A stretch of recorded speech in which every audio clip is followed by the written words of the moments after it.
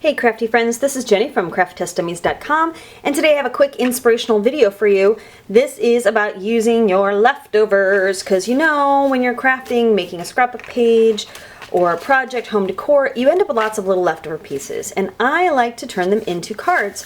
And what inspired me were these two. I found this piece of kind of textured cardstock. You can kind of see it here. And I kind of fell in love with it. And I thought that would be great for some cards. So I chopped it up. And then I had some little leftover pieces from some testing I had done, some buttons, some leftover twine. Literally, these are just leftovers that I kind of threw together. But what was fun was using up that paper. So let me show you how I did that. Okay, so the first thing you do is you're going to get some random papers. Now for this technique, I like to use a really heavy-duty watercolor type paper and also like thin weight cardboard. So this is like you can see this is actually from the watercolor paper pad, and I used it for a long time on my studio table. And I just, every time I had to paint or spray or mist, I would just put this underneath. So it's just been accumulating layers of stuff. You can also use like your oil pastels and just have a little scribbly moment. This is great for the end of the day when you're just like a little frustrated and you want to just get some color on the paper. Here's another really fun one.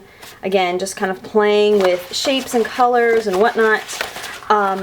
Here I did some misting, and then I added some saran wrap and just left it overnight. So again, this is kind of like the end of the day, crappy leftovers. And then what I'm going to do is take a product like Mod Podge Sparkle. You don't have to do this step, but that's what I used on, let me come back over here, on this one you see how it has a nice, like a gloss to the paper and some shimmer built in. That's how I did it. So take a little bit of Mod Podge, la la la, because we love it, and just like brush a thin coat on top.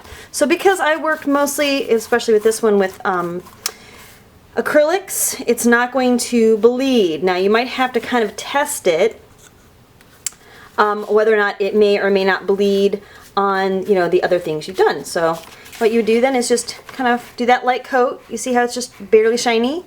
It's going to make the paper a little thicker. It's going to seal it, and like I said, just add a little bit of shimmer. So you can see I got anxious and I had to use this piece right now because that's how I am.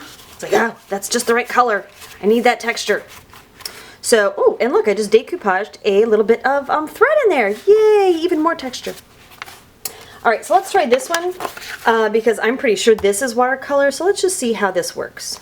Because I think as long as you just go fast and you don't like work it over and over and over, i.e.